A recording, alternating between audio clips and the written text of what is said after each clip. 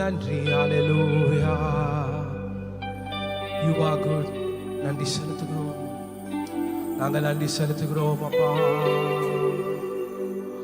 ஓ ஹalleluya. நன்றி அப்பா. நல்லவரே நன்றி செலுத்துகிறோம். நல்லவரே நன்றி செலுத்துகிறோம்.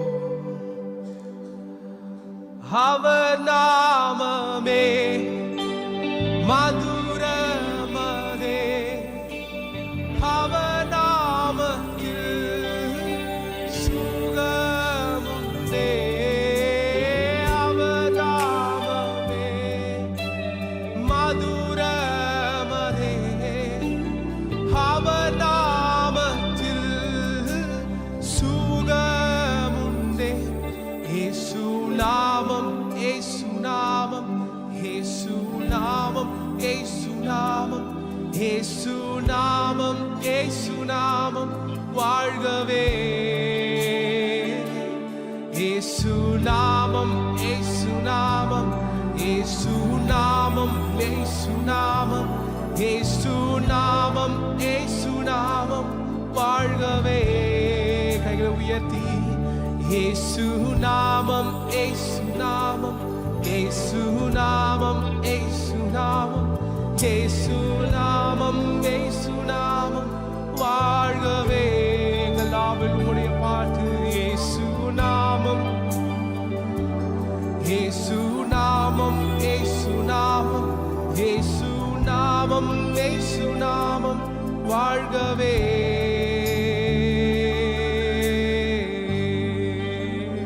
இந்த காலை வேளையில உம்முடைய நாமம் வாழ்க, உம்முடைய நாமம் வாழ்கப்பா.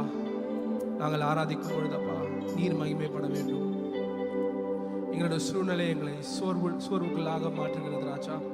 நாங்கள் சோர்ந்து போயிருக்கலாம், ஆனால் நம்ம காலை வேளையிலப்பா எங்கள் பலவீனங்கள், எங்களுடைய சோர்வு, எங்களுடைய கவலைகள், எங்களுடைய சூழ்நிலைகள் அனைத்தையும் நாங்கள் விட்டுட்டு ஒரு விடுதலையோடு இந்த காலை வேளையில உண்மை நோக்கி பார்த்து நாங்கள் ஆராதிக்க போகிறோம்ப்பா. ஒரு விடுதலையோடு இந்த காலை வேளையில நாங்கள் ஆராதிக்கிறோம். ஆமென். எத்தனை பேர் சொல்றீங்க ஒரு விடுதலை, ஒரு விடுதலை இந்த காலை வேளையில நாங்கள் ஆராதிக்கும் பொழுது நாங்கள் பாடுகின்ற ஒரு பாடலையும் தேவன் நாமத்தின் மகிமைக்காக, அவருடைய நாமத்தை நாம் உயர்த்துவதற்காக நம்ம சேர்ந்து நம்ம பாட போகிறோம். அப்பா நாங்கள் பொறுப்பெடுத்து வழி நடத்துங்கப்பா. இந்த ஆராதனையை நீங்க எங்களோடு இருங்க. தேவ ஆவியானவர் அதிகமாக கிரியை செய்யட்டும். நீங்க நடத்துங்க. இயேசுவின் நாமத்தில் பிதாவே, ஆமென். ஹalleluya, ஹalleluya. எல்லாரும் சேர்ந்து நம்ம தேவனை மகிமைப்படுத்துவோம். ஒரு பழைய பாடலை பாடி நம்ம இந்த ஆராதனை ஆரம்பிப்போம். எந்த நாவில் புது பாட்டு எந்த இயேசு தருகிறார். ஆமென். நம்ம உயர்த்துவோம் அந்த காலை வேளையில. ஹalleluya.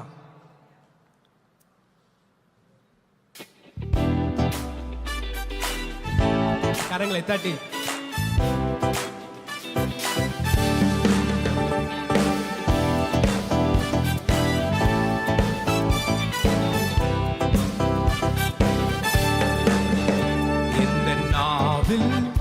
புது பாட்டு எந்த இயேசு தருகிறார்.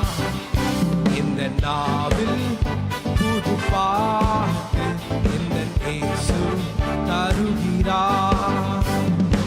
ஆனந்தம் கொள்ளுவேன், அவரை நான் பாடுவேன் உயிருள்ள நாள் வரையில். அல்லேலூயா. ஆனந்தம் கொள்ளுவேன், அவரை நான் பாடுவேன் உயிருள்ள நாள் வரையில். இந்த நாவில் புது பாட்டு இந்த இயேசு தருகிறார். இந்த நாவில் புது பாட்டு இந்த இயேசு தருகிறார். பாவ இருள் என்னை வந்து சூழ்ந்து கொள்கையில் தேவனவர் தீபமாகி என்னை தேற்றினார். பாவ இருள் என்னை வந்து சூழ்ந்து கொள்கையில் தேவனவர் என்னை தேற்றினார். ஆனந்தம் கொள்ளுவேன், அவரை நான் பாடுவேன் உயிருள்ள நாள் வரையில். அல்லேலூயா. ஆனந்தம் கொள்ளுவேன், அவரை நான் பாடுவேன் உயிருள்ள நாள். கரங்களை தட்டி சொல்லுவோம். இந்த நாவில், இந்த நாவில் புது பாட்டு இந்த இயேசு தருகிறார். இந்த நாவில் புது பாட்டு இயேசு தருகிறார். வாதை நோயும் வந்தபோது வேண்டல் கேட்டிட்டார், பாதை காட்டி துன்பம் எல்லாம் நீக்கி நீட்டிட்டார்.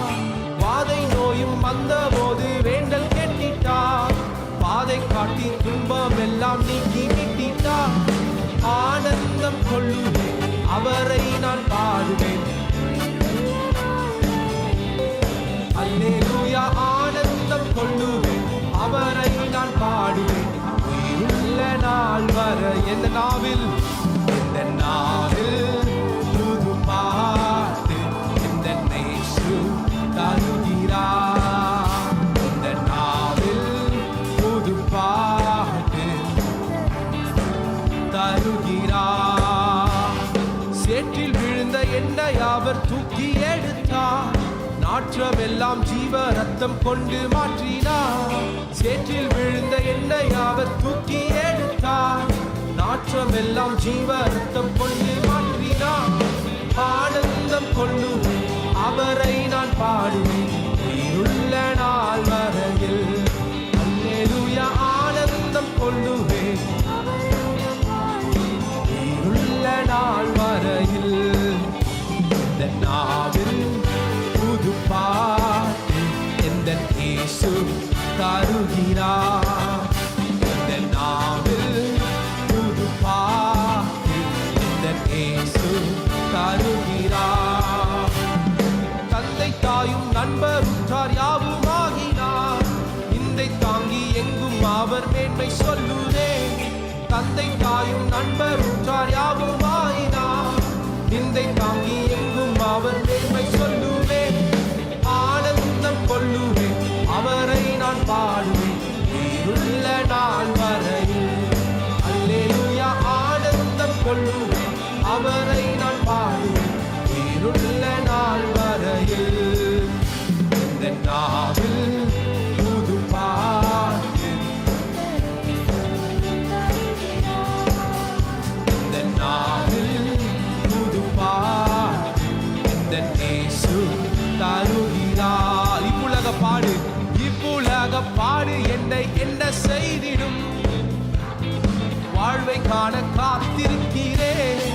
இப்புலக பாடு என்னை என்ன செய்திடும், வாழ்வை காண காத்திருக்கிறேன். ஆனந்தம் கொள்ளுவேன் அவரை நான் பாடுவேன் உயிருள்ள நாள் வரையில். அல்லேலூயா. ஆனந்தம் கொள்ளுவேன் அவரை நான் பாடுவேன் உயிருள்ள நாள் வரையில். இந்த நாவில் புது பாட்டு இந்த இயேசு தருகிறார். இந்த நாவில் புது பாட்டு இந்த இயேசு தருகிறார். ஆனந்தம் கொள்ளுவேன் ஆனந்தம் கொள்ளுவேன் அவரை நான் பாடுவேன் உயிருள்ள நாள் வரையில். அல்லேலூயா. ஆனந்தம் கொள்ளுவேன் அவரை நான் பாடுவேன் உயிருள்ள நாள் வரையில். இந்த நாவில் புது பாட்டு இந்த இயேசு தருகிறார். இந்த நாவில் புது பாட்டு இந்த இயேசு தருகிறார். அல்லேலூயா. அல்லேலூயா. எத்தனை பேர் தேவனை உயர்த்துறீங்க இந்த காலை வேளையில? ஆமென். ஓ நன்றி ராஜா, நன்றி ராஜா, நன்றி ராஜா. அல்லேலூயா. உயர்த்துகிறோம். இந்த வேளையில நம்ம எல்லாரும் சேர்ந்து ஒரு பாடலை பாடி நம்ம தேவனை நாம் ஆராதிக்கலாம். ஒரு புதிய பாடல், என் கர்த்தர் செய்த நன்மை யாவும் எண்ணி முழுமனதாய் சொத்தரிப்பேன் நான். அந்த பாடல் விதமாக போதும். என் கர்த்தர் செய்த நன்மை யாவும் எண்ணி முழுமனதாய் ஸ்தோத்தரிப்பேன் நான். அல்லேலூயா. இப்படி வருது. என் கர்த்தர் செய்த நன்மை யாவும் எண்ணி முழுமனதாய் ஸ்தோத்தரிப்பேன் நான். ஆராய்ந்து முடியாத அதிசயங்கள் செய்தீரே, முழுமனதாய் ஸ்தோத்தரிப்பேன் நான். ஆமென். ஆராய்ந்து முடியாத அதிசயங்கள் செய்தீரே, முழுமனதாய் ஸ்தோத்தரிப்பேன் நான். என்னோட சேர்ந்து நீங்க பாடுங்களேன். எல்லாரும் நம்ம உயர்த்தி ஆராதிப்போம்.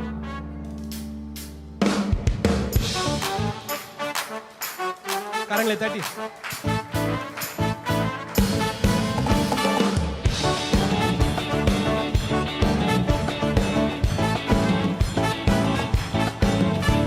என் கர்த்தர் செய்த நன்மையாவும் என் முழு மனதாய் ஸ்தோத்தரிப்பேன் நான். கரங்களை தட்டி என் கர்த்தர் செய்த நன்மையாவும் என் முழு மனதாய் ஸ்தோத்தரிப்பேன் நான்.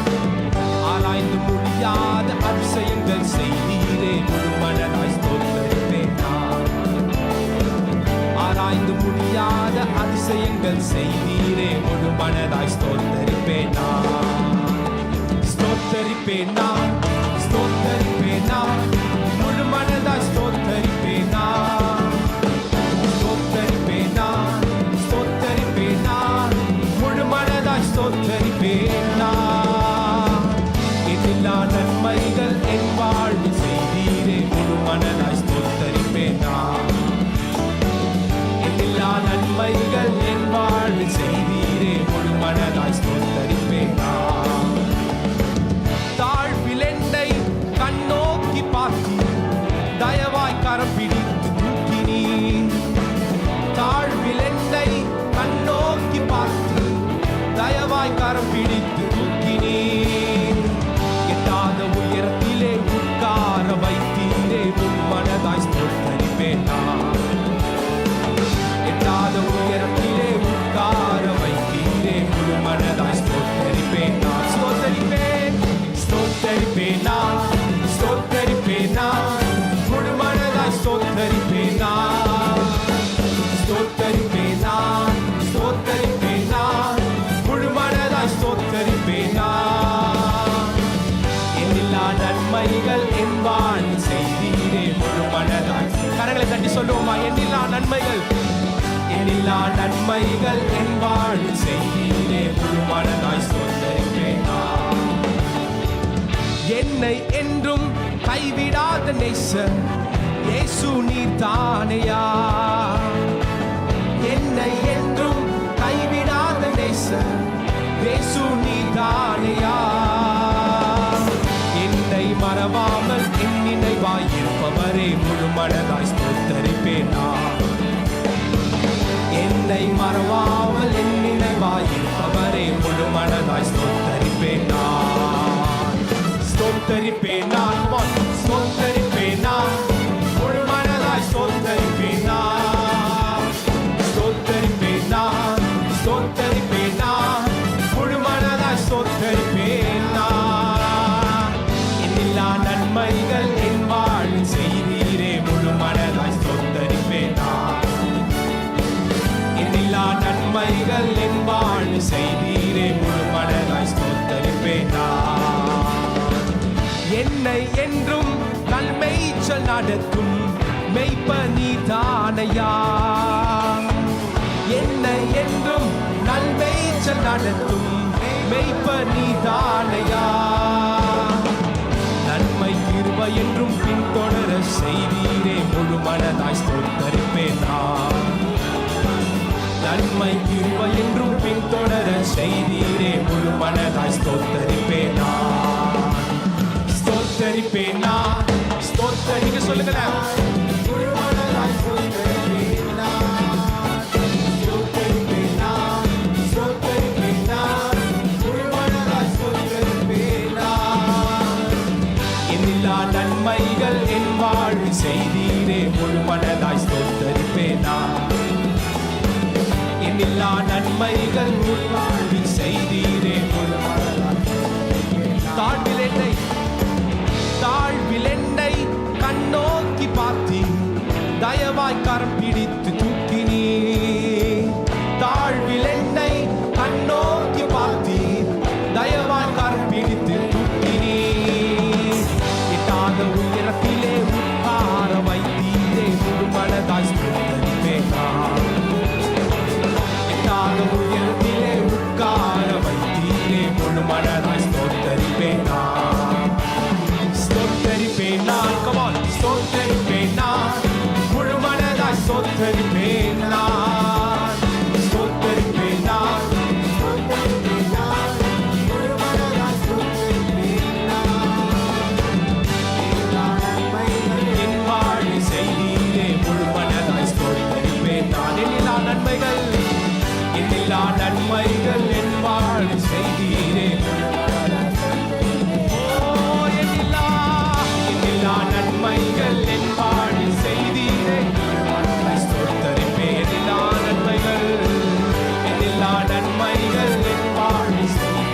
முழு மனதாய் ஸ்தோத்தரிப்பேன் நான். என்னை என்றும் கைவிடாத, என்னை என்றும் கைவிடாத நேசர் இயேசு நீதானையா.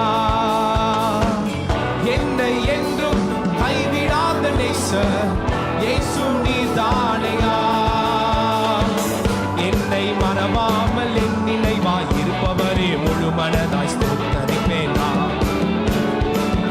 என்னை மறவாமல் என் நினைவாய் இருப்பவரே முழு மனதாய் ஸ்தோத்தரிப்பேன் நான். ஸ்தோத்தரிப்பேன் நான், ஸ்தோத்தரிப்பேன் நான், முழு மனதாய் ஸ்தோத்தரிப்பேன் நான். ஸ்தோத்தரிப்பேன் நான், ஸ்தோத்தரிப்பேன் நான், முழு மனதாய் ஸ்தோத்தரிப்பேன் நான். எண்ணில்லா நன்மைகள் என் வாழ்வில் செய்தீரே, எண்ணில்லா நன்மைகள் என் வாழ்வில் செய்தீரே முழு மனதாய் ஸ்தோத்தரிப்பேன் நான். சொல்லுவோமா?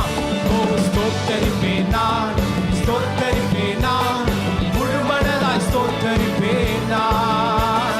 ஸ்தோத்தரிப்பேன் நான், ஸ்தோத்தரிப்பேன் நான், முழு மனதாய் ஸ்தோத்தரிப்பேன் நான். எண்ணில்லா நன்மைகள் என் வாழ்வில் செய்தீரே, எண்ணில்லா நன்மைகள் என் வாழ்வில் செய்தீரே முழு மனதாய். என்னை என்றும் நல்மேய்ச்சல் நடத்தும், என்னை என்றும் நல்மேய்ச்சல் நடத்தும் மெய்ப்பர் நீர்தானையா. என்னை என்றும் நல்மேய்ச்சல் நடத்தும் மெய்ப்பர் நீர்தானையா. நன்மை கிருபை என்றும் பின்தொடர செய்தீரே முழு மனதாய் ஸ்தோத்தரிப்பேன் நான். நன்மை கிருபை என்றும் பின்தொடர செய்தீரே முழு மனதாய் ஸ்தோத்தரிப்பேன் நான். ஸ்தோத்தரிப்பேன் நான், ஸ்தோத்தரிப்பேன் நான், முழு மனதாய் ஸ்தோத்தரிப்பேன் நான். ஸ்தோத்தரிப்பேன் நான், ஸ்தோத்தரிப்பேன் நான், முழு மனதாய் ஸ்தோத்தரிப்பேன் நான். எண்ணில்லா நன்மைகள், எண்ணில்லா நன்மைகள் என் வாழ்வில் செய்தீரே முழு மனதாய் ஸ்தோத்தரிப்பேன் நான். எண்ணில்லா நன்மைகள், எல்லா நன்மைகள் என் வாழ்வில் செய்தீரே முழு மனதாய் ஸ்தோத்தரிப்பேன். ஸ்தோத்தரிப்பேன், ஸ்தோத்தரிப்பேன் நான், ஸ்தோத்தரிப்பேன் முழு மனதாய் ஸ்தோத்தரிப்பேன் நான், ஸ்தோத்தரிப்பேன் நான், முழு மனதாய் ஸ்தோத்தரிப்பேன் நான். எண்ணில்லா நன்மைகள் என் வாழ்வில் செய்தீரே முழு மனதாய். எல்லா நன்மைகள் என் வாழ்வில் செய்தீரே முழு மனதாய் ஸ்தோத்தரிப்பேன் நான். எண்ணில்லா நன்மைகள் என் வாழ்வில். எல்லாரும் உற்சாகமாக சொல்லுவோமா? ஓ எண்ணில்லா நன்மைகள் என் வாழ்வில் செய்தீரே. என்னை என்றும் கைவிடாத நேசர், என்னை என்றும் கைவிடாத நேசர் இயேசு நீதானையா. என்னை என்றும் கைவிடாத நேசர் இயேசு நீதானையா. என்னை மறவாமல் என் நினைவாய் இருப்பவரே முழு மனதாய் ஸ்தோத்தரிப்பேன் நான். என்னை மறவாமல் என் நினைவாய் இருப்பவரே முழு மனதாய் ஸ்தோத்தரிப்பேன் நான். ஸ்தோத்தரிப்பேன் நான். கரங்களை தட்டி ஒரு முறை சொல்லுவோமா? உற்சாகமாக சேர்ந்து முழு மனதாய் நான் ஸ்தோத்தரிக்கிறேன். ஓ ஸ்தோத்தரிப்பேன் நான், ஸ்தோத்தரிப்பேன் நான், முழு மனதாய் ஸ்தோத்தரிப்பேன் நான். ஓ எண்ணில்லா நன்மைகள் என் வாழ்வில் செய்தீரே முழு மனதாய் ஸ்தோத்தரிப்பேன் நான். எண்ணில்லா நன்மைகள் என் வாழ்வில்.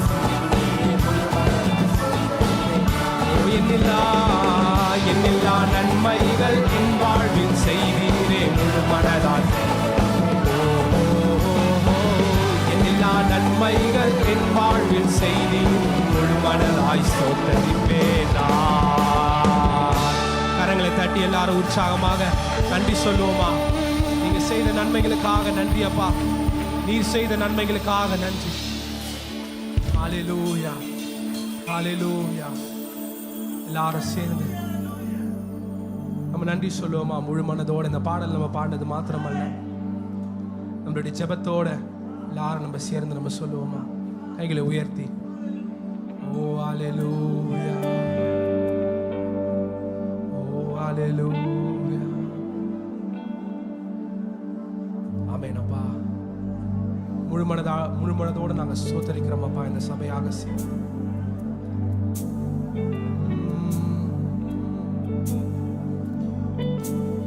எல்லாரும் இருக்கிற இடங்கள்ல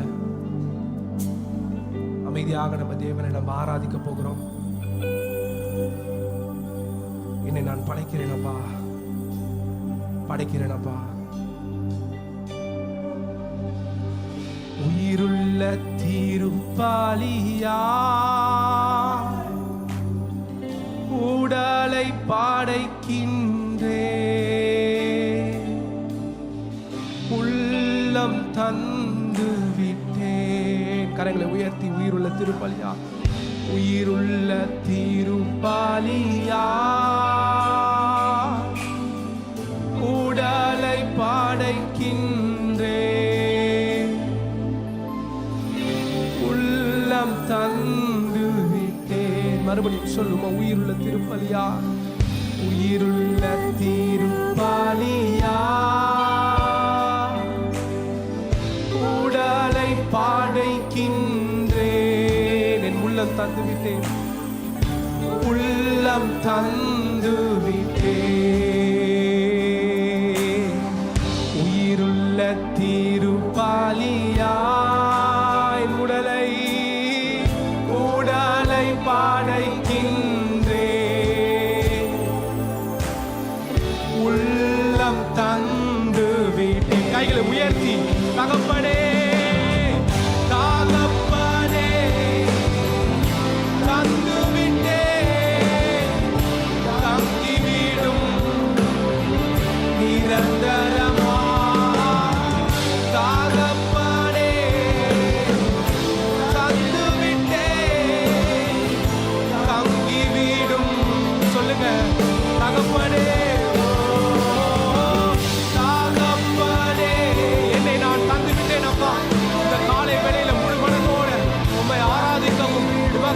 சேவை செய்யவும் நான் தந்து விட்டேன். சொல்லுங்க தகப்பனே, தகப்பனே தந்து விட்டேன், தங்கிவிடும் நிரந்தரமா.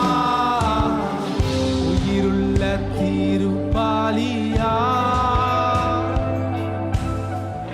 உடலை படைக்கின்றேன்,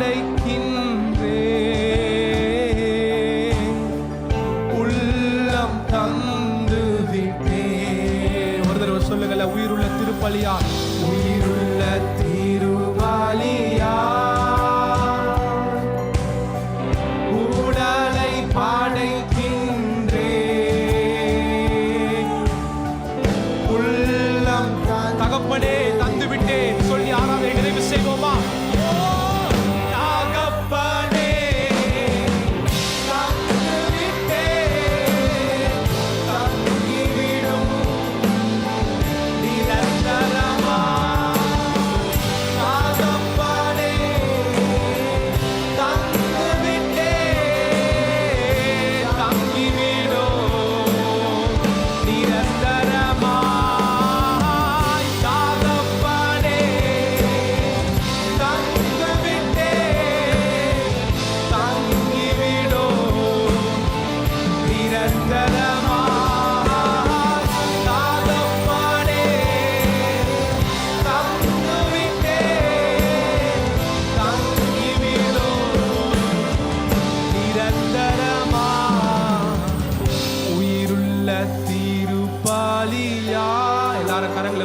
கரங்களை உயர்த்தி உடலை படைக்கின்றேன், உள்ளம் தந்து விட்டேன். உயிருள்ள திருப்பாலியா உடலை படைக்கின்றேன், உள்ளம் தந்து விட்டேன். அப்பா, காலை வேளையில் எங்களை தருகிறோம் அப்பா. முற்றிலுமாக நாங்கள் படைக்கிறோம்.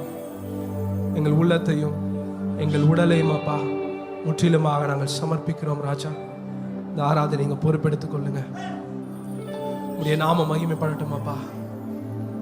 நாங்கள் வசனம் கேட்கும் பொழுது அதை புரிந்து கொள்ள, எங்கள் வாழ்க்கையில் நாங்கள் பயன்படுத்தி கொள்ள அப்பா, நடைமுறைப்படுத்தவும் நீங்கள் கற்றுத்தாங்கப்பா. தேவையான வார்த்தைகளை கொடுப்பீங்க நாங்கள் விசுவாசிக்கிறோம். எங்கள் இருதயங்களில் பேசுங்கப்பா. கடினமான எங்கள் இருதயங்களை மாற்றியப்பா, உங்களுடைய வார்த்தையை ஏற்றுக்கொள்ள இருதயத்தை நீங்கள் தாங்க. உடைய கரத்தினால் நீங்கள் பொறுப்பெடுத்துக் கொள்ளுங்க. இந்த ஆராதனை தேவனோட ஆவியானவர் இருக்கட்டும். வந்திருக்கிற அனைவரும் அப்பா திரும்பி செல்லும் போது வெறுமையாக இல்லாமல் அப்பா நிரம்பி வழிந்தப்பா ஆவியில ஒரு புதிய வாழ்க்கையோடு ஒரு புதிய பாடத்தோடு அவங்க திரும்பி செல்ல நீங்கள் உதவி செய்யுங்க. பொறுப்பெடுத்து வழி நடத்துங்க. உடைய கரம் கூட இருந்து வழி நடத்தட்டும். எங்கள் வாழ்க்கையை தகப்பன் கிட்ட நாங்கள் கொடுக்குறோம். நீங்கள் பார்த்து கொள்ளுங்க, நடத்துங்க. இயேசுவின் நாமத்தில் ஜெபம் கேளும் நல்ல பிதாவே, ஆமென். கொஞ்ச நேரம் நாம் கர்த்தருடைய வசனங்களை படிக்கலாம். எபேசியருக்கு எழுதின நிருபம் 4ஆம் அதிகாரம். இன்னைக்கு நான் அதை படிச்சுக்கிட்டு இருந்தேன்.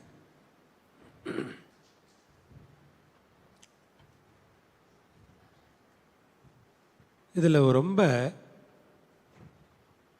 பின்பகுதியில் நிறைய அட்வைஸ், ஆலோசனை நமக்கு பவுல் கொடுக்குறார். அதில் ரொம்ப முக்கியமாக அந்த கடைசிக்கு முன்னால் நீங்கள் பாருங்கள், 26வது வசனம். நீங்கள் கோபம் கொண்டாலும் பாவம் செய்யாதிருங்கள். சூரியன் அஸ்தமிக்கிறதற்கு முன்னாக உங்கள் எரிச்சல் தனிய கடவது. இது ஒரு அட்வைஸ். நாம் கர்த்தருடைய பிள்ளைகளாக விசுவாசிகளாக இருக்கிறபடினால நமக்கு பவுல் என்ன ஆலோசனை சொல்கிறாருன்னா, நீங்கள் கோபம் கொண்டாலும் பாவம் செய்யாதிருங்கள். அப்போது கோபம் கொள்ளாத ஆட்கள் உலகத்தில் எங்கேயுமே இல்லை. உலகத்தில் எல்லாருக்குமே என்ன வருது? எப்பத்துலேருந்து வருதுன்னா குழந்தையிலேருந்தே வருதுன்னு நினைக்கிறேன் நான். ஏன்னா எங்கள் வீட்டில் குழந்தை இருக்கிறதுனால பார்க்குறோம். நாங்கள்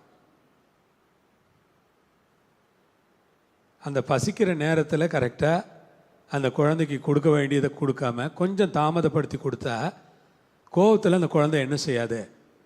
அதை சாப்பிடாது. ஒரே அழுக, ஆர்ப்பாட்டம்.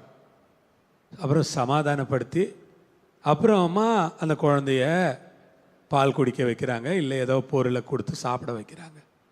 அப்போ கோபம் எப்பத்துலேருந்து தொடங்குது அப்படின்னா, மனுஷனாக நம்ம பிறந்ததுலேருந்தே எல்லா மனுஷங்களுக்குள்ளேயும் கோபம் இருக்குது. கோபமே இல்லாத மனுஷங்க உலகத்தில் இல்லை. எல்லா மிருகங்களுக்கும் கோபம் வருது. எல்லா பறவைகளுக்கும் என்ன செய்யுது? கோபம் வருது. இப்போ படைத்த படைப்பு எல்லாத்துக்கும் என்ன வருது? கோபம் வருது. கோபம் வருது. அன்றைக்கி கூட பிரதர் சொன்னார், அங்கே ஒருத்தர் பூம்புகார் நகரில் கண்ணு காக்கா குத்திருச்சு, அவர் கண்ணே கொத்திருச்சு, ஆப்ரேஷன் பண்ணி வச்சுருக்காங்க அப்படின்னு இந்த பிரதர் சொன்னார். எனக்கு என்னென்னா, அந்த காக்காவுக்கு அவர் மேலே என்ன கோபமோ தெரியலையே, அதுக்கு என்ன கோபம் அவர் மேலே வந்துச்சு. ஏன்னா நம்ம ஊர்லலாம் கிராமங்கள்லாம் பார்ப்பீங்க நீங்கள், நம்ம ஏதாவது அது குஞ்சு பொறிச்சிருக்கிற நேரமோ அல்லது முட்டையிட்டு இருக்கிற நேரமோ நம்ம அதை ஏதாவது டிஸ்டர்ப் பண்ணிட்டோம் அப்படின்னா நம்ம எந்த பக்கம் போனாலும் நம்ம விரட்டி விரட்டி கொத்திக்கிட்டே இருக்கோம். சாதாரணமாக மன்னிக்காது நம்மளை, அது விரட்டி விரட்டி கொத்திக்கிட்டே இருக்கும். அது சில நாட்களுக்கு ஞாபகம் இருக்கும்னு நினைக்கிறேன் நான் அதுக்கு. அதனால் அந்த ஞாபகம் இருக்கிற வரைக்கும் நம்மளை பார்த்துச்சுன்னா நம்ம எங்கே பார்த்தாலும் உடனே ஓடி வரும். எங்கே இருந்தாலும் கரெக்டாக நம்மளை ஒரு கொத்திட்டு தான் போகும். அது கோபம். அப்போ ஒரு காகத்துக்கு அவ்வளோ கோபம் இல்லை, எல்லாத்துக்கும் கோபம் வரும் பாருங்க. இப்போ என்ன சொல்கிறாரு, மனுஷனுக்கும் கோபம் வரும். இது மாதிரி எல்லாருக்குமே கோபம் வரும். கோபம் வராத ஒரு மனுஷனே கிடையாது. நான் ஒரு நாள் சாம்சுந்தரம் ஐயா வீட்டுக்கு போயிருந்தேன். அப்போது அவர் ரொம்ப ரொம்ப பொறுமையான பாஸ்டர். யாருன்னா சாம்சுந்தரம் பாஸ்டர் தான். ஒரு கல்யாணத்துக்கு 4 மணிக்கு போக வேண்டிய கல்யாணத்துக்கு அவர் 4 மணிக்கு போயிருக்கிறார். பொண்ணு 8 மணிக்கு வந்திருக்குது. பொண்ணு 8 மணி வரைக்கும் உட்காந்துருந்தாராம் பாஸ்டர். 4 மணிக்கு போயிட்டு 8 மணி வரைக்கும் உட்காந்துருந்துட்டு வந்த பிறகு சாலம்னைஸ் பண்ணி ஒரு ஜபம் பண்ணிவிட்டு அதுக்கு பிறகு தான் போனாராம். நான் யோசிக்கிறேன், நானாக இருந்தால் இருப்பேனான்னு எனக்கு சந்தேகமாக இருக்குது. ஏன்னா நானும் ஒரு கல்யாணத்துக்கு போனேன், ஒரு கல்யாணத்துக்கு ரிசப்ஷனுக்கு போகலாம் அப்படின்னு போனால் 8:45 9 மணி ஆக போகுது. பொண்ணு மாப்பிள்ளை இன்னும் வரவே இல்லை ரிசப்ஷனுக்கு. பக்கத்தில் இருந்தவங்கள்ட்ட கிஃப்ட்டை கொடுத்துட்டு நீங்கள் எப்படியும் கொடுங்க, நான் வீட்டுக்கு போகிறேன். ஏன்னா எனக்கு 9:30 மணிக்கு இங்கே ஒரு மீட்டிங், நான் வரணும் அன்னைக்கு, அதனால் நான் போகிறேன் அப்படின்னு சொல்லிட்டு வந்துட்டேன். பாஸ்டருக்கு அந்த மாதிரி ரொம்ப பொறுமையான பாஸ்டர். ஒரு நாள் நானும் சிஸ்டரும் தான் போயிருக்கிறோம். அப்போ யாரோ ஒருத்தர் பின்னால் வந்துட்டு கடகடன்னு வந்து பாஸ்டர் ரூமை திறந்துக்கிட்டு வந்துட்டார். பாஸ்டர் எழுந்து வெளியே போயிட்டார். வெளியே போங்க பிரதர், போய் உட்காருங்க, நான் கூப்பிடும்போது வாங்க. உங்களை யார் வர சொன்னது? இப்போ போங்க, எல்லாருக்கும் ஒரே சட்டம் தான், போய் உட்காருங்க போங்க அப்படின்னாரு. அப்போ தான் எனக்கு தெரியுது பாஸ்டர், நான் சொல்கிறது பொறுமையாக சொல்கிறேன், பாஸ்டருக்கு கொஞ்சம் கோபம் வந்துருச்சு. கோபமாக சொல்கிறார் பாஸ்டர். அவர் பண்ணது தப்பு. அவர் அப்படி ஒரு மரியாதை இல்லாமல், என்னதான் நமக்கு தெரிஞ்சவங்களாக இருந்தாலும் நம்ம அவங்க அனுமதி கேட்காம அவங்க ரூமை திறந்துக்கிட்டு உள்ளே போகலாமா நம்ம இஷ்டத்துக்கு? அப்படி போகக்கூடாது இல்லை. அப்போ தான் பாஸ்டருக்கு இவ்வளோ கோபம் வருமா அப்படின்னு நான் கண்டுபிடிச்சேன். அப்போ கோபங்கிறது எல்லாருக்குமே இருக்குங்க. திரும்ப அவரை உள்ளே வரப்போ பாஸ்டர் என்ன பேசியிருப்பார் அவர்கிட்ட நான் யோசித்து பார்க்குறேன். பிரதர், இனிமேல் அப்படி செய்யாதீங்க, நான் உங்கள்கிட்ட கொஞ்சம் கோபமாக பேசிட்டேன், எனக்கு வருத்தமாக தான் இருக்குன்னு பாஸ்டர் நிச்சயமாக சொல்லியிருப்பார். ஏன்னா அவர் அந்த மாதிரி சுபாவம் உள்ளவர். அப்போ கவனிங்க, கோபம் எல்லாருக்குமே வருது. கோபங்கிறது மனுஷனுக்கு இயல்பாக என்ன, இப்போ இந்த மொபைல் ஃபோனில் பார்த்தீங்கன்னா சில ஆப் அது இதெல்லாம் இன்பில்ட்டாக இருக்கும். அதை நீங்கள் அழிக்கவே முடியாது, எடுக்கணுன்னாலும் எடுக்க முடியாது. அதை நீங்கள் இன்பில்ட்டுன்னு சொல்கிறாங்க. அதை மொபைலை வடிவமைக்கும் போதே அதெல்லாம் அதில் என்ன பண்ணிடுறாங்க, வச்சிடுறாங்க. அதே மாதிரி இன்பில்ட்டாக நமக்குள்ளே என்ன இருக்குதுன்னா கோபம் இருக்குது.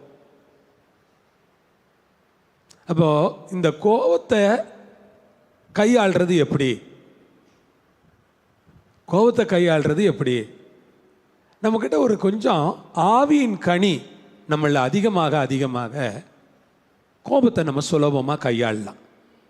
ஏன்னா இந்த ஆவியின் வரங்களை விட ஆவியின் கனியில் தான் கோபத்தை நாம் கையாளுறதுக்கான ஒரு விசேஷித்த ஒரு கிருபை அதில் இருக்குது.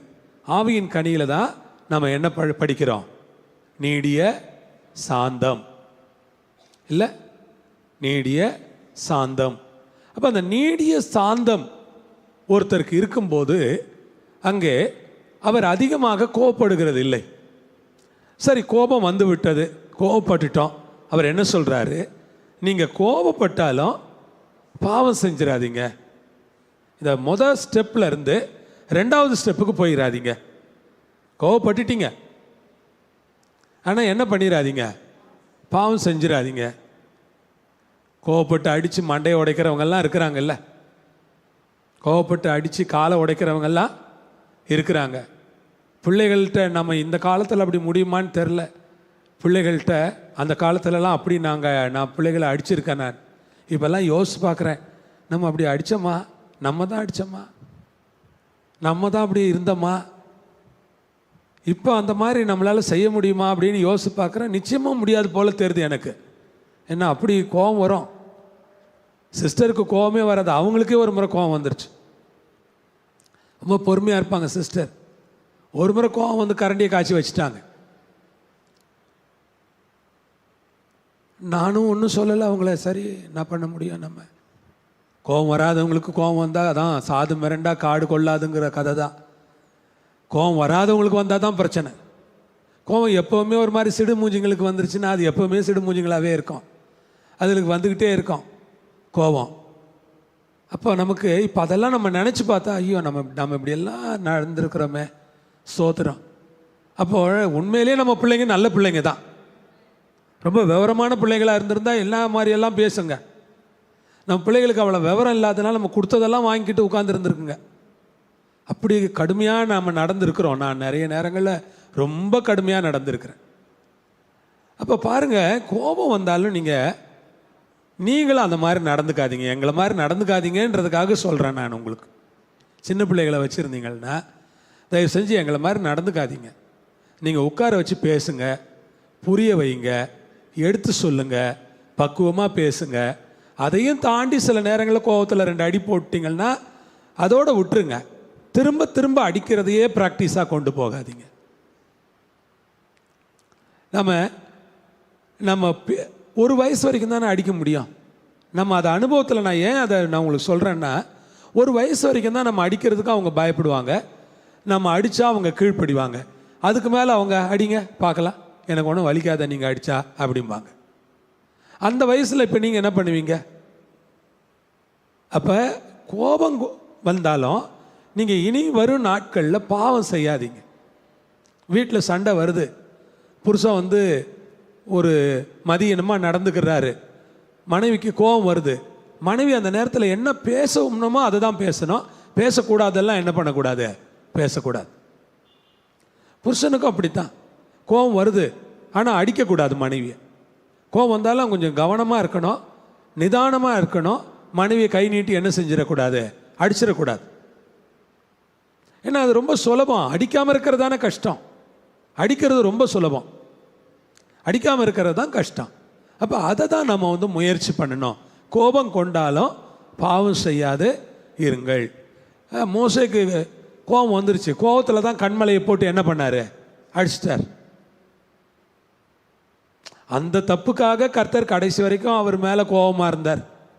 நீ கானானுக்குள்ளேயே போக மாட்ட, நீ போ, கானானை பாரு, அதுக்குள்ளே போகிறதுக்கு உனக்கு நான் அனுமதி கொடுக்க மாட்டேன்லாம் கர்த்தர் எவ்வளோ அவருக்கு ரொம்ப கடைசி வரைக்கும் கர்த்தர் அவர் மேலே கோபமாக இருந்திருக்கிறார் அந்த விஷயத்தில். அப்போது இந்த கோபங்கிறது எவ்வளோ பயங்கரமானது பாருங்கள். இதில் நீங்கள் கவனமாக இருங்க. சூரியன் அஸ்தமிக்கிறதுக்கு முன்பாக உங்கள் கோபம் தனிய கடவுது. இதில் பேரண்ட்ஸை விட ரொம்ப சேலஞ்சு யாருக்கு அப்படின்னா இந்த விஷயத்தில் ஆசிரியர்களுக்கு ரொம்ப சேலஞ்சு இருக்குது. ஆசிரியர்களுக்கு ஏன்னா நம்ம ஆசிரியர்களாக இருக்கும்போது வீட்டில் 1-2 மேய்க்கிறது கஷ்டமாக இருக்குது. ஆசிரியர்கள் 50 வச்சு மேய்க்கும்போது அவங்களுக்கு எவ்வளோ கோபம் வரும்ல. ஒவ்வொன்றும் ஒரு அநியாயம் பண்ணும். அதில் பார்த்தீங்கன்னா ஆசிரியர்கள் பொறுமை இழந்து போய் சில நேரங்களில் அந்த பிள்ளைகளை திட்டி சபிச்சு விட்டுருவாங்க.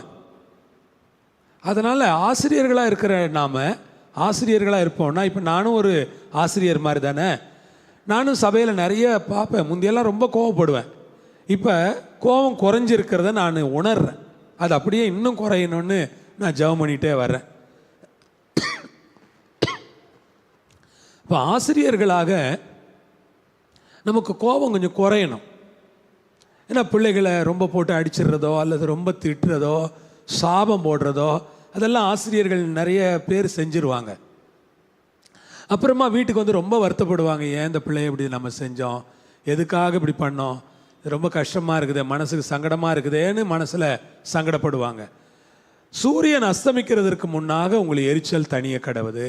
இப்போ வீட்டில் ஒரு பிரச்சனை, சாயங்காலம் சூரியன் அஸ்தமிக்கிறதுக்கு முன்பாக உங்களுக்கு எரிச்சல் தனிய கடவுது அப்படின்னா, ஒரு நாளைக்கு மேலே அந்த கோபத்தை எடுத்துக்கிட்டு என்ன பண்ணக்கூடாது, நம்ம ட்ராவல் பண்ணக்கூடாது. 24 ஹவர்ஸுக்கு மேலே ஒரு கோபத்தை எடுத்துக்கிட்டு நம்ம என்ன பண்ணிக்கிட்டு இருக்கக்கூடாது, போய்கிட்டு இருக்கக்கூடாது. அதிகபட்சமாக அந்த கோபம் எவ்வளவு நேரம் நீடிச்சிருக்கலாம் அப்படின்னா, ஒரு மேக்சிமம் ஒரு 12 ஹவர்ஸ், ஒரு 15 ஹவர்ஸ், ஒரு 20 ஹவர்ஸ் வரைக்கும் இருக்கலாம். அதுக்கு மேலே நம்ம கோபமாக இருக்கக்கூடாது. அந்த கோபத்திலேருந்து கீழே இறங்கி வந்துடணும். ஏன்னா இவ்வளோ உச்சத்துக்கு போகிற சூரியனே அப்படியே கீழே இறங்கி வந்துடுது இல்லை. அதை சொல்லிட்டு சொல்கிறாரு, சூரியன் அஸ்தமிக்கிறதுக்கு முன்னாக உங்களுக்கு எரிச்சல். கோபத்தில் இன்னொன்று இருக்குது, அதுக்கு பேர் என்ன, எரிச்சல். மனசுக்குள்ளேயே நினச்சி கோவப்படுவோம் பாருங்கள், மனசுக்குள்ளே அதான் எரிச்சல். மனசில் நினச்சி கோவப்படுவோம், அதையே, அதுக்கு பேர் எரிச்சல். எரிச்சல் தனிய கடவுது. பிசாசுக்கு இடம் கொடாமல் இருங்க. அப்போ இதுக்கு மேலே நம்ம அதை எடுத்துக்கிட்டு போகிறோம் அப்படின்னா என்ன அர்த்தம் ஆயிடுதுன்னா, பிசாசுக்கு நம்ம என்ன பண்ணுறோம்? இடம் கொடுக்குறோம். கிறிஸ்தவ வாழ்க்கையில் ரொம்ப முக்கியமாக பிசாசுக்கு இடம் கொடுக்காம நம்ம ஜாக்கிரதையாக வாழணும். ஜாக்கிரதையாக வாழணும். சில வீடுகளில் கணவன் மனைவியாக இருப்பாங்க, ஆனால் ரொம்ப பரஸ்பரமாக அந்யோன்யமாக அன்பாக ஒருவரோடு ஒருவர் பேச மாட்டாங்க. ரொம்ப டிஸ்டண்ட்டாக ஏதோ ஒரு வீட்டில் இருப்பாங்க, அவ்வளோதான். அந்த வீட்டில் இருக்கிறது அதுவே ஒரு பெரிய விஷயம். ஆனால் ரொம்ப ஒரு கணவன் மனைவி என்கிற அந்த அந்யோன்யமான அந்த ஐக்கியத்தோடு அவர்கள் இருக்க மாட்டாங்க. அது என்ன காட்டுதுன்னா, நம்ம பிசாசுக்கு இடம் கொடுக்குறோங்கிறது தான் அது காட்டுது. பிசாசுக்கு இடம் கொடுக்கக்கூடாது.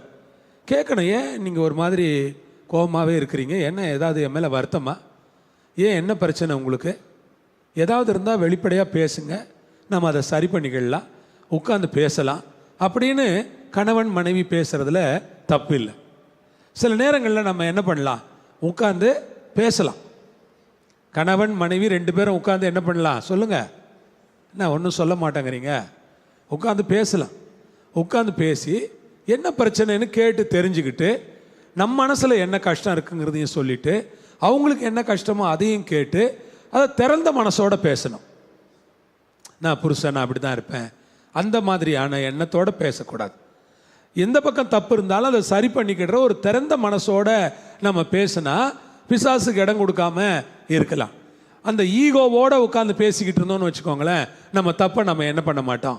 ஒத்துக்கிடவே மாட்டோம். அந்த ஈகோ இல்லாமல் திறந்த மனசோட ஒரு ஓப்பன் ஹார்ட்டாக பேசணும். அப்படி நம்ம ஃபேமிலியில் பேசும்போது நிறைய பிரச்சனைகளை நம்மளே தீர்த்திடலாம். அது நாளுக்கு நாள் வளராது. அதனால் உங்களுக்கு மனசில் நிறைய கஷ்டங்கள் ஏற்படாது, மனசில் பிரச்சனைகள் வராது. 2 பேருக்கும் இடையிலே நல்லதொரு அந்த உறவு இருக்கும், அந்த அன்பு ஐக்கியம் இருக்கும். அதுதான் கணவன் மனைவிக்கு இடையில் மிகவும் முக்கியமானது. கர்த்தருக்கு ஸ்தோத்திரம். இந்த மாதிரி கணவன் மனைவி இருந்தாங்கன்னா அந்த குடும்பம் ரொம்ப நல்லா இருக்கும். அந்த மாதிரி குடும்பங்கள் சபையில் நிறைய இருந்தால் சபையும் நல்லா இருக்கும். சபையும் நல்லா இருக்கும். சில நேரங்களில் அப்படி இருக்க மாட்டேங்கிறாங்க இல்லையா? கொஞ்சம் பேர் அவங்க புருஷன் மேலே எதையாவது ஒரு கசப்பை வச்சுக்கிட்டே இருப்பாங்க, அது மேலே வச்சுக்கிட்டே இருப்பாங்க. எப்போ பேசினாலும் அந்த பழைய கதையை ஒன்று ஆரம்பிப்பாங்க. யாரெல்லாம் பழைய கதையை தொடங்குறாங்களோ அவங்க மன்னிக்கிற சுபாவமே இல்லைன்றது தான் அதற்கான அடையாளம். மன்னிக்கிற சுபாவம் இருந்துச்சுன்னா நம்ம முடிஞ்சு போன ஒரு கதையை, அந்த பழைய விஷயத்தை திரும்ப எடுத்துக்கிட்டு என்ன பண்ண மாட்டோம்? பேச மாட்டோம். அது என்ன, அதை முடிச்சிட்டோன்னா அதுக்கு முற்றுப்புள்ளி வச்சாச்சு. முற்றுப்புள்ளி வச்சதுக்கு திரும்ப கமா போட்டால் எப்படி நல்லா இருக்குமா? முற்றுப்புள்ளி வச்சா முற்றுப்புள்ளி தான், அதை திரும்ப நம்ம பேசக்கூடாது. பிள்ளைகள்கிட்ட பேசும்போது கூட, எங்கே பேசும்போதும் ஒரு பிரச்சனையை கையாளும் போது பார்த்தீங்கன்னா கடந்த காலங்களை திரும்ப எடுத்துக்கிட்டு வரக்கூடாது. கடந்த காலங்களை திருப்பி எடுத்துக்கிட்டு வந்தோன்னா பிரச்சனைகளே தீராது எப்போவுமே.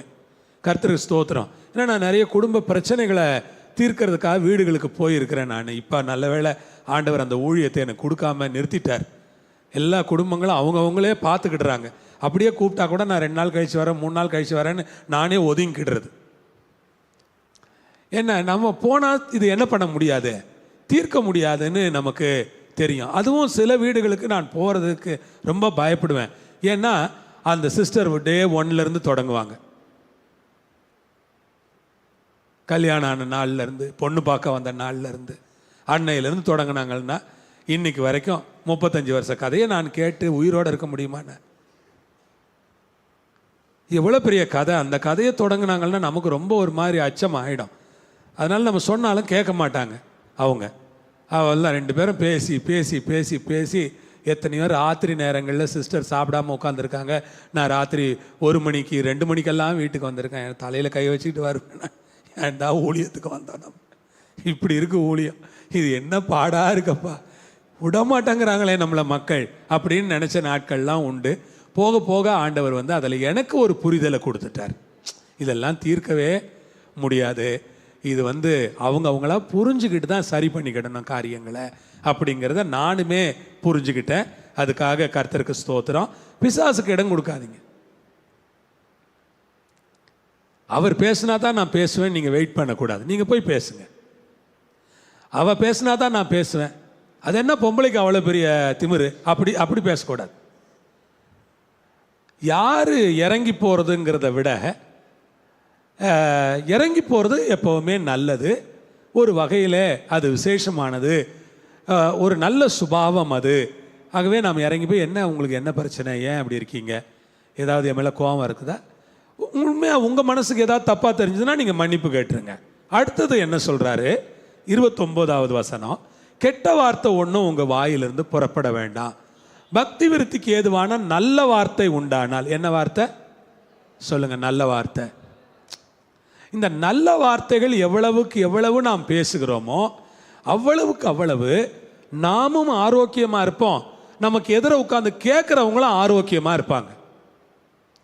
கெட்ட வார்த்தை நாம் பேச பேச, கெட்ட வார்த்தைங்கிறது அதாவது அது ஒரு வாயில் வரக்கூடாத கெட்ட வார்த்தைகள் மாத்திரம் இல்லை, நல்ல வார்த்தைகள் இல்லாமல் நாம் தேவையில்லாத அதை பேசுறது, இதை பேசுறது, அவங்கள பற்றி பேசுறது, இவங்களை பற்றி இதெல்லாமே ஒரு கெட்ட வார்த்தைகள் தான்.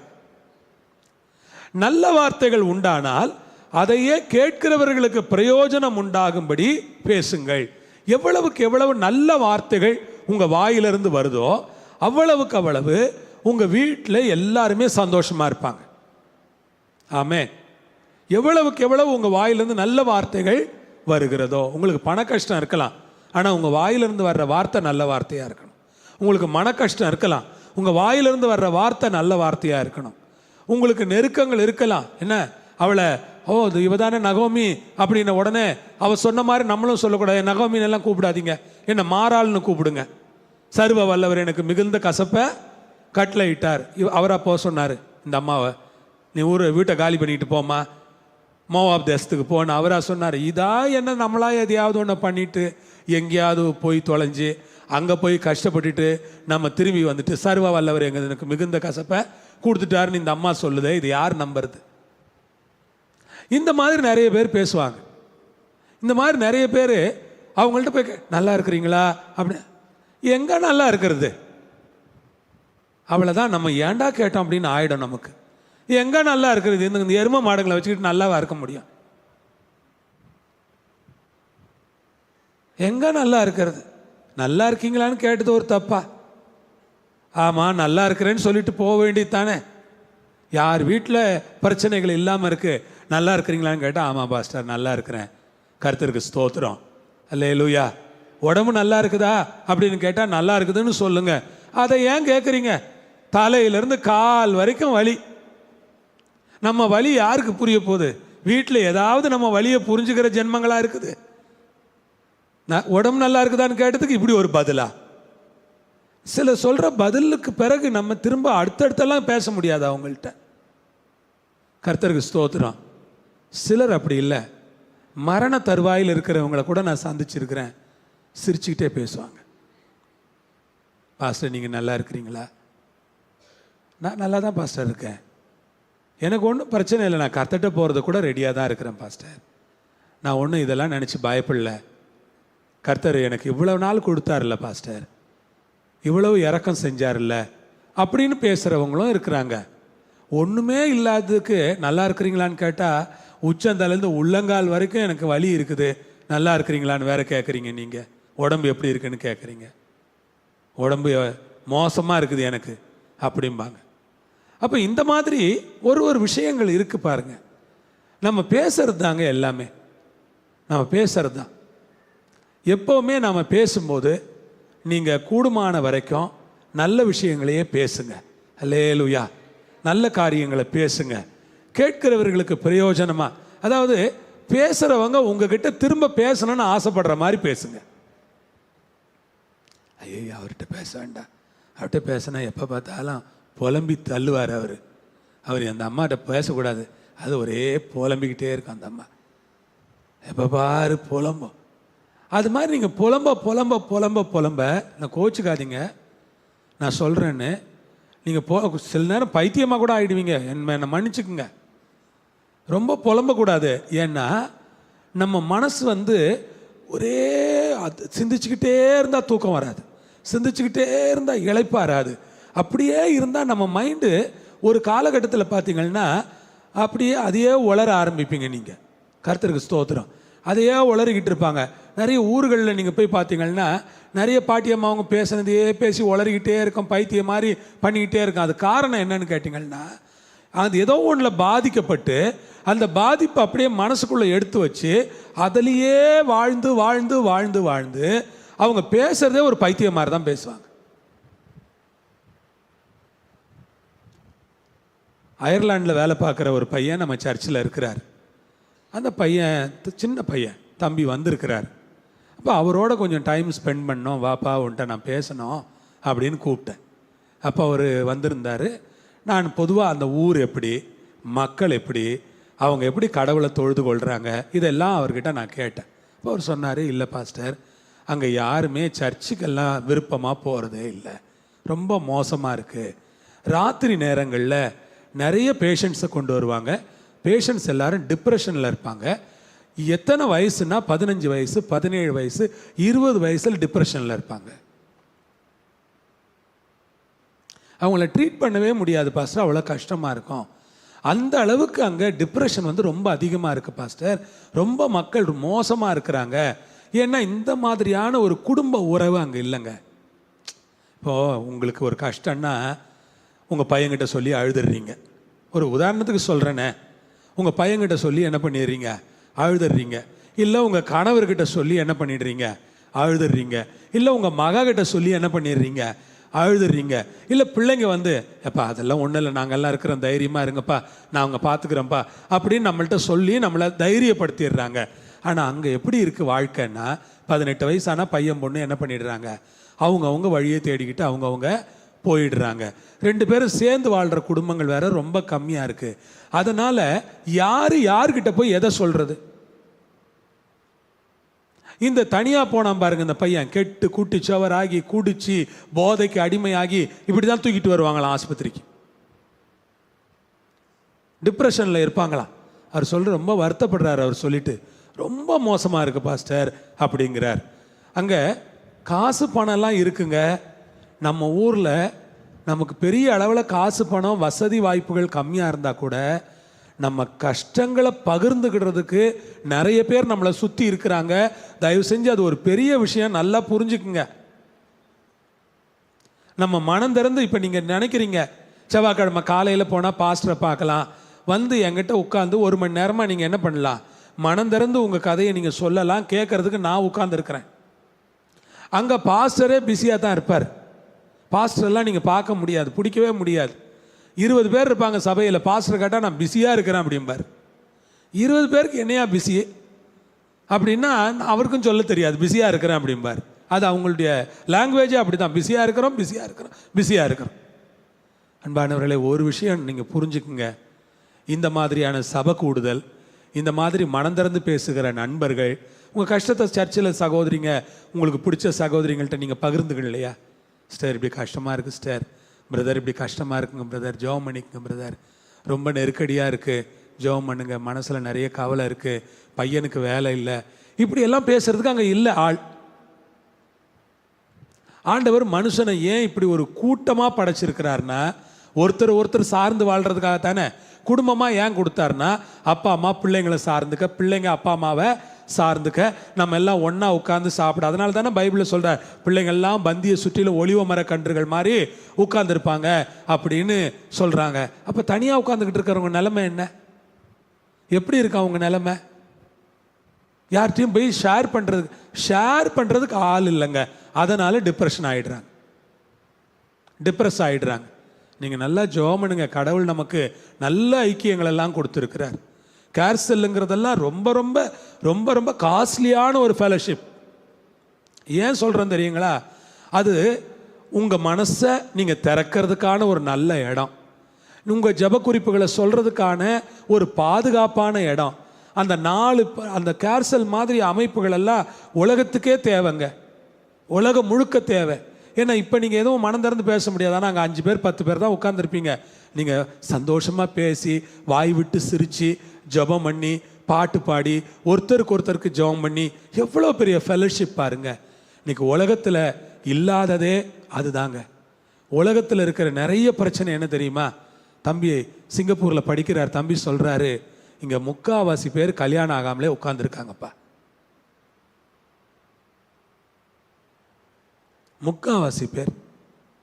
அங்கே குழந்தை பெற்றுக்கிட்டா காசு கொடுக்குறேங்கிறாங்க, இங்கே குழந்தை பெற்றுக்கலன்னா காசு கொடுப்பாங்க. அந்த ஊர்லெல்லாம் எப்படி இருக்கு, குழந்தை பெற்றுக்கிறியா உனக்கு அவ்வளோ சலுகை. நீங்கள் ஜெபம் பண்ணுங்க தமிழ்நாட்டுக்காக கூட. தமிழ்நாட்டினுடைய விகிதமும் மக்கள் தொகை விகிதம் ரொம்ப சரிதான். குழந்தை பெற்றுக்கிட்டுறவங்க எண்ணிக்கை ரொம்ப குறையுதான் தமிழ்நாட்டில். பீகார் உத்தரப்பிரதேசத்தோட ஒப்பிடும்போது இங்கே குழந்தை பெற்றுக்கிறவங்க எண்ணிக்கை ரொம்ப கம்மியாக இருக்குதான். இங்கே எப்படி இருக்கு அவர் சொல்றாரு, அங்க சாதாரணமாக கல்யாணம் பண்ற வயசு 35 தானா அவங்க. அவர் சொல்லி ரொம்ப கஷ்டப்பட்டார் தம்பி. என்னப்பா இப்படி இருக்காங்க இந்த ஊரில், ரொம்ப மக்கள் அது மாதிரி ஒரு மாதிரி ரொம்ப டிப்ரெஸ்டாக இருக்காங்க, அந்த ஊரும் அப்படி தான் இருக்குங்கிறார். ஏன்னா மனம் திறந்து பேச ஆட்கள் இல்லை. எழுந்துருங்க, நம்ம ஜெபம் பண்ணலாம், டைம் ஆயிடுச்சு. நமக்கு இந்த மாதிரி ப்ரேயர் மீட்டிங்ஸ், இந்த மாதிரி ஃபெலோஷிப், இதெல்லாம் நம்ம கிடைச்சிருக்கிற பெரிய பிளெஸ்ஸிங்ஸ். நீங்கள் பாஸ்டரோட மனம் திறந்து பேசுகிறீங்க, நீங்கள் உங்கள் நண்பர்களோட மனம் திறந்து பேசுகிறீங்க, ஃபேமிலியில் மனம் திறந்து பேசுகிறீங்க. இதெல்லாம் உங்களுடைய மன அழுத்தத்தை குறைச்சிடுது. ஆமென். மன அழுத்தத்தை குறைச்சிடுது. அதனால் நீங்கள் உற்சாகம் அடைகிறீங்க, நீங்கள் சந்தோஷம் அடைகிறீங்க, புது பலன் பெற்றுக்கொள்கிறீங்க. அதுக்காக ஆண்டவரை இந்த ராத்திரி வேளையில் நான் ஸ்தோத்திரிக்கிறேன். கைகளை உயர்த்தி எல்லாரும் ஆண்டவரை ஸ்தோத்திரிப்போமா. நன்றி ஆண்டவரே, உமக்கு ஸ்தோத்திரம் ஆண்டவரே. அல்லேலூயா, அல்லேலூயா, அல்லேலூயா, அல்லேலூயா. பேசுகிறது எவ்வளவு நல்லது பாருங்க. கர்த்தருக்கு ஸ்தோத்திரம். பேசுங்க, மனம் திறந்து பேசக்கூடிய ஆட்கள் கிடைச்சா அந்த ஆட்கள்கிட்ட மனம் திறந்து பேசுங்க. உங்க உள்ளத்தில் இருக்கிறத பகிர்ந்து கொள்ளக்கூடிய நல்ல புருஷன் உங்களுக்கு இருந்தாருன்னா அவர்கிட்ட நல்லா ஷேர் பண்ணுங்க. நல்ல மனைவி இருந்தாங்கன்னா ஷேர் பண்ணுங்க. நல்ல பிரதர்ஸ் இருந்தாங்கன்னா ஷேர் பண்ணுங்க. நல்ல பிள்ளைகள் இருந்தாங்கன்னா ஷேர் பண்ணுங்க. நான் சொல்றேன், உண்மையாக தான் சொல்றேன். சில நேரங்களில் நான் என் மனசில் இருக்கிறத என் பிள்ளைகள்கிட்ட ஷேர் பண்ணுவேன். சில நேரங்களில் சிஸ்டர்கிட்ட சொல்லுவேன், இப்படி இருக்கு என் மனசில், கொஞ்சம் கஷ்டமாக இருக்கு எனக்கு, அப்படியெல்லாம் சொல்லுவேன் நான். அது சொல்லும்போது ஒரு பெரிய மன இளைப்பாறுதல் வரும். ஆமென். கர்த்தரை ஸ்தோத்திரிப்போமா. பேசுங்க, பேசுவது ரொம்ப நல்லது. அது நம்முடைய மனதை மிகவும் லகுவாக்கி கொண்டே வரும். ஆண்டவருக்கு ஸ்தோத்திரம். அன்புள்ள பிதாவே, அருமையான பரம தகப்பனே, இயேசு கிறிஸ்துவின் நாமத்தில், இயேசு கிறிஸ்துவின் மூலமா இந்த அருமையான வேளையில உம்முடைய கரங்களில் ஒப்பு கொடுத்து எல்லா தாழ்மையோடும் கூட நாங்கள் ஜெபம் பண்ணுகிறோம். உலகம் முழுவதும் எவ்வளவு மக்கள் டிப்ரெஸ்டா இருக்காங்கன்னு நாங்க பார்க்கிறோம். காரணம், அவங்க மனசுல இருக்கிறத ஷேர் பண்றதுக்கு ஆட்கள் இல்லை ஆண்டவரே. அவங்களுக்கு அட்வைஸ் சொல்ல ஆள் இல்லை, அவங்கள வழி நடத்த ஆட்கள் இல்லை. ஆனா நீங்க அப்படி ஒரு சூழ்நிலை எங்களுக்கு இல்லாம ரொம்ப நல்ல சூழ்நிலையை கொடுத்துருக்கீங்களே, ரொம்ப நன்றி. நாங்க சபையில கூடி வர்றோம், ஸ்மால் குரூப்புக்கு போறோம், அந்த சிறு குழுவுக்கு போயிட்டு நாங்க நிறைய விஷயங்கள் கலந்து பேசுறோம். எவ்வளவு சந்தோஷமா இருக்கிறோம். எங்க மனசுல இருக்கிறத சிலர்கிட்ட நாங்க பகிர்ந்துக்கிடுறோம். எங்களுக்கு அப்படி சூழ்நிலைகள் இருக்கு. நாங்க சொல்றத கேட்கறதுக்கு நிறைய பேர் எங்களுக்கு இருக்காங்க. இது எல்லாவற்றையும் நினைத்து நாங்கள் உம்மை ஸ்தோத்திரிக்கிறோம். உம்முடைய கரத்திலே எங்களை தருகிறோம். நீர் இந்த சபையை ஆசீர்வதியும், இந்த ஊழியத்தை ஆசீர்வதியும், நீர் பலப்படுத்தும். உம்முடைய நல்ல நாமத்தை இந்த ஊழியத்தில் நீர் மகிமைப்படுத்திக் கொள்ளும்படி நாங்கள் ஜெபம் பண்ணுகிறோம்.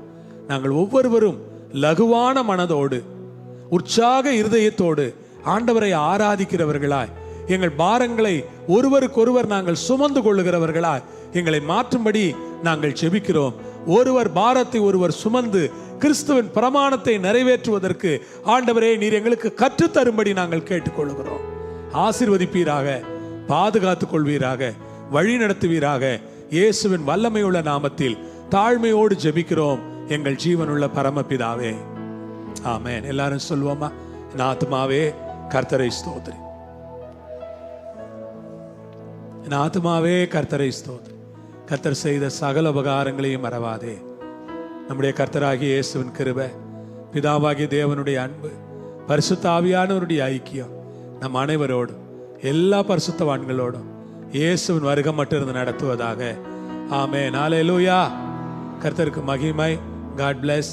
ஆண்டவர் உங்களை ஆசீர்வதிப்பார், உங்களோடு இருந்து நடத்துவார். சமாதானத்தோட போயிட்டு வாங்க.